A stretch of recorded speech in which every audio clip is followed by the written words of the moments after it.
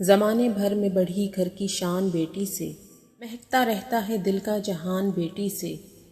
ضروری یہ نہیں بیٹوں سے نام روشن ہو، ضروری یہ نہیں کہ بیٹوں سے نام روشن ہو، میرے نبی کا چلا خاندان بیٹی سے۔ افسوس کی بات ہے کہ آج کا مسلمان زمانہ جاہلیت کے لوگوں سے بھی آگے نکل گیا ہے۔ حالانکہ جس گھر میں بیٹی نہ ہو اس گھر میں رحمت نہیں ہوتی، یعنی بیٹی اللہ تعالیٰ کی طرف سے رحمت ہے۔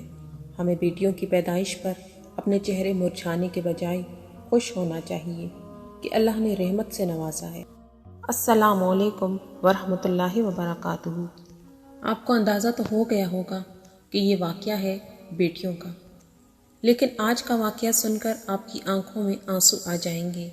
ایک باپ جس کو قبر میں شدید ترین عذاب دیا جا رہا تھا، اس کی 3 بیٹیوں نے کس طرح دعا کر کے اس کو جنت میں پہنچا دیا۔ آئیے بڑھتے ہیں اس پیاری سی ویڈیو کی جانب۔ اس واقعے کو بیان کرنے والے ہیں حضرت سیدنا حارث رحمۃ اللہ علیہ۔ فرماتے ہیں، میں قبرستان جایا کرتا، قبر والوں کے لیے رحم کی دعا مانگتا اور غور و فکر کرتا، ان کے احوال سے نصیحت حاصل کرتا۔ میں انہیں دیکھتا کہ وہ خاموش ہیں، کلام نہیں کرتے اور نہ ہی وہ اپنے پڑوسیوں سے ملاقات کرتے ہیں۔ پھر میں بہت زیادہ روتا اور اس کے بعد ایک گنبد کی طرف چلا جاتا جس میں ایک قبر تھی اور اس کے سائے میں سو جاتا۔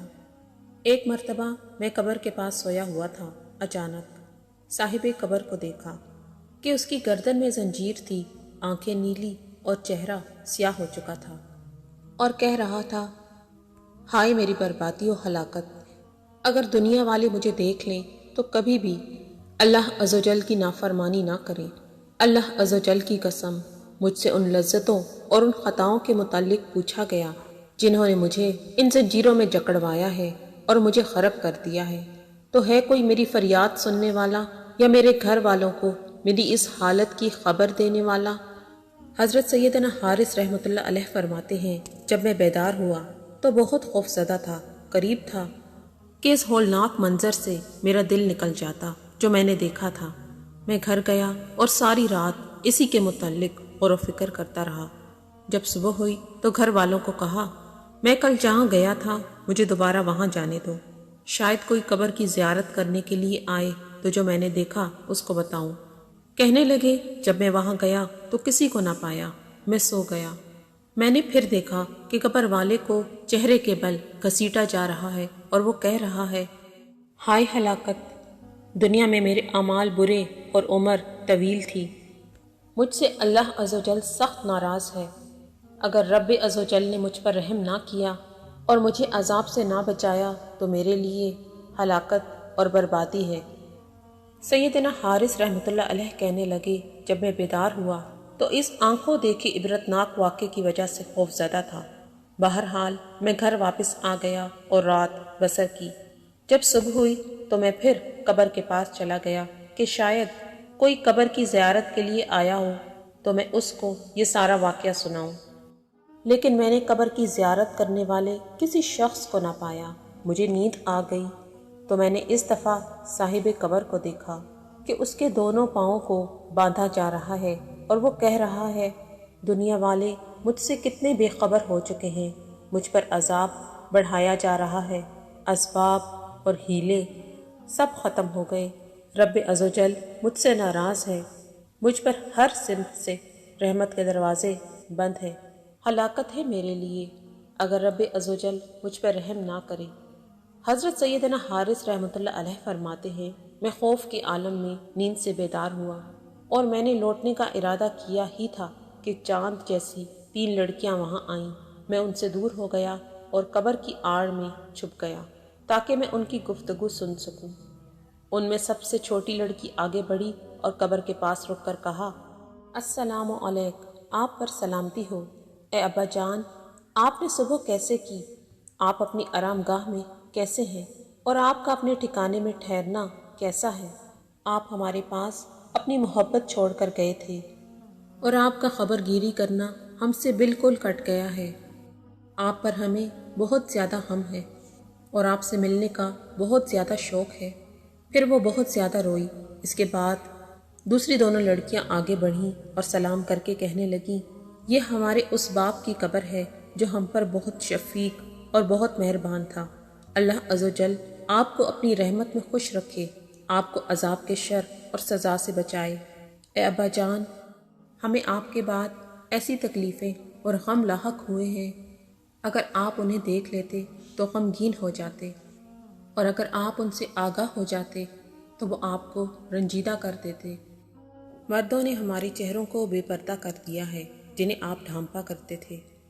اللہ کی رحمت سے ہم بچ تو گئی ہیں، لیکن ہم محفوظ نہیں ہیں۔ حضرت سیدنا حارث رحمۃ اللہ علیہ فرماتے ہیں، ان کی یہ باتیں سن کر مجھے رونا آ گیا۔ پھر میں تیزی سے ان کے پاس گیا اور سلام کرنے کے بعد کہا، اے لڑکیوں، بے شک بعض اوقات اعمال قبول کیے جاتے ہیں اور بعض اوقات رد کر دیے جاتے ہیں۔ میں اس قبر میں رہنے والے تمہارے باپ کی اعمال کو دیکھ کر دکھ میں مبتلا ہو گیا ہوں، اور برے اعمال کے سبب اس کی عبرتناک حالت نے مجھے مزید غمزدہ کر دیا ہے۔ آپ رحمۃ اللہ علیہ فرماتے ہیں کہ جب ان لڑکیوں نے میری گفتگو سنی تو کہنے لگی، اے اللہ عز و جل کے نیک بندے، آپ نے کیا دیکھا؟ میں نے بتایا، میں 3 دن سے بار بار یہاں آ رہا ہوں اور لوہے کے ہتھوڑوں اور زنجیروں کی آواز سنتا ہوں۔ جب انہوں نے یہ سنا تو کہنے لگیں، اس سے بڑھ کر کوئی دکھ اور مصیبت ہو سکتی ہے کہ ہم اپنی حاجات کو پورا کرنے اور گھروں کو آباد کرنے میں مشغول ہیں، جبکہ ہمارے باپ کو آگ کا عذاب دیا جا رہا ہے۔ اللہ عز و جل کی قسم، ہمیں چین نہیں آئے گا اور نہ ہی نیند آئے گی اور نہ ہی صبر آئے گا، یہاں تک کہ اللہ عز و جل کی بارگاہ میں گریہ وزاری کریں گی، شاید وہ ہمارے باپ کو آگ سے آزاد کر دے۔ پھر وہ اپنی چادروں میں گرتی پڑتی چلی گئی۔ حضرت سیدنا حارث رحمۃ اللہ علیہ فرماتے ہیں، میں گھر لوٹا اور رات گزاری۔ جب صبح ہوئی تو میں پھر قبر کے پاس چلا گیا اور اسی شخص کی قبر کے پاس بیٹھ کر اس کے حال کے متعلق غور و فکر کرنے لگا کہ اچانک مجھ پر نیند کا غلبہ ہوا اور میں سو گیا۔ اب کی بار میں نے قبر والے کو حسین و جمیل صورت میں دیکھا۔ اس کے پاؤں میں سونے کے جوتے ہیں اور اس کے پاس خدام اور غلام ہیں۔ آپ رحمۃ اللہ علیہ فرماتے ہیں کہ میں نے اس کو سلام کیا اور کہا، اللہ عز و جل آپ پر رحم کرے، آپ کون ہیں؟ اس نے جواب دیا، میں وہی شخص ہوں جس کے معاملے کو دیکھ کر آپ غمگین ہو گئے تھے۔ اللہ عز و جل آپ کو جزائے خیر عطا فرمائے۔ میں نے پوچھا، آپ کا یہ حال کیسے ہوا؟ تو اس نے کہا، جب آپ نے مجھے دیکھا تھا اور کل میری بیٹیوں کو میرے بارے میں بتایا تھا تو وہ اپنے گھروں کو جا کر آنسو بہانے لگیں اور اللہ عز و جل کی بارگاہ میں گریہ وزاری کرنے لگیں اور میرے لیے اللہ عز و جل سے بخشش کی دعا مانگنے لگیں۔ تو اللہ عز و جل نے میرے گناہوں کی بخشش فرما کر مجھے آگ سے آزاد کر دیا اور مجھے دلوں کے چین سرور کونین صلی اللہ علیہ وآلہ وسلم کا پڑوس عطا فرمایا۔ جب آپ میری بیٹیوں سے ملیں تو ان کو میری اس حالت کے متعلق بتا دیں تاکہ وہ غمگین نہ ہوں۔ ان کو بتائیں کہ میں باغات و محلات، مشک و کافور اور فرحت اور سکون میں ہوں، اور یہ بھی بتا دیں کہ اللہ عز و جل نے مجھے معاف فرما دیا ہے۔ حضرت سیدنا حارث رحمۃ اللہ علیہ فرماتے ہیں، جب میں بیدار ہوا تو اس منظر سے بہت خوش تھا۔ گھر واپس آیا، رات گزاری۔ جب صبح ہوئی تو پھر قبرستان کی جانب چل پڑا۔ وہاں پہنچا تو کیا دیکھتا ہوں کہ وہ لڑکیاں وہاں ننگے پاؤں پہلے سے موجود ہیں اور ان کے اوپر غم کے آثار نمایاں ہیں۔ میں نے ان کو سلام کیا اور کہا، تمہیں مبارک ہو، میں نے تمہارے باپ کو بہت بڑی بھلائی اور وسیع ملک میں دیکھا ہے، اور تمہارے باپ نے مجھے بتایا کہ اللہ عز و جل نے تمہاری دعا قبول فرما لی اور تمہاری کوششوں کو رد نہیں کیا، اور اللہ عز و جل نے تمہاری خاطر تمہارے باپ کو بخش دیا ہے، لہٰذا تم اس کی حقدار ہو کہ اس کا شکر ادا کرو۔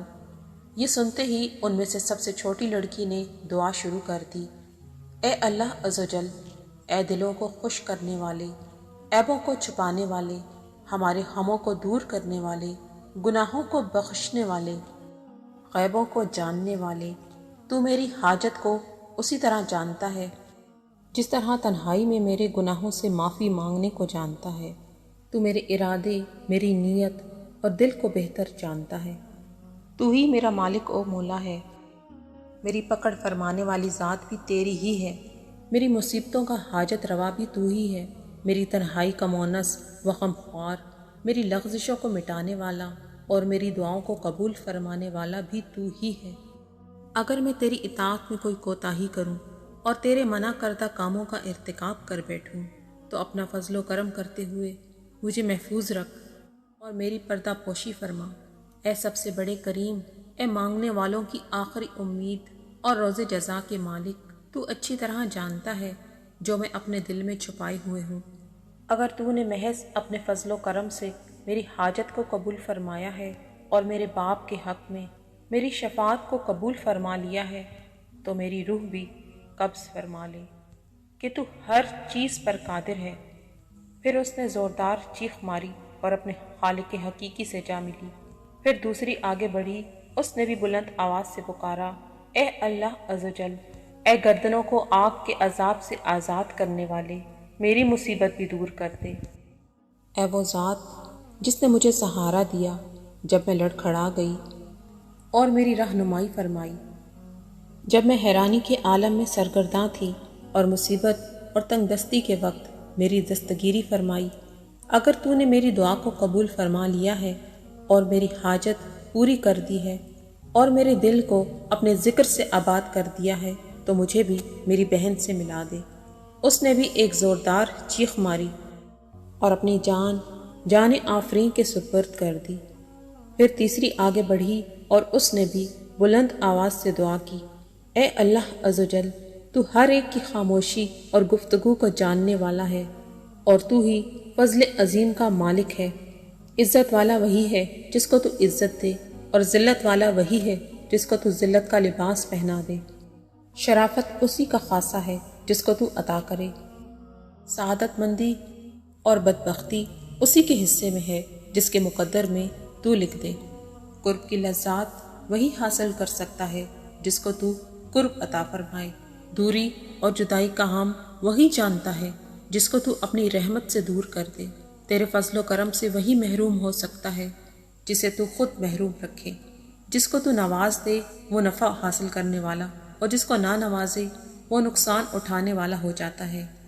اے اللہ عزوجل، اگر تو نے میری حاجت پوری کر دی ہے اور میری دعا قبول فرما لی ہے تو مجھے بھی میری بہنوں سے ملا دی۔ پھر اس نے ایک زوردار چیخ ماری اور اس کی روح بھی پرواز کر گئی۔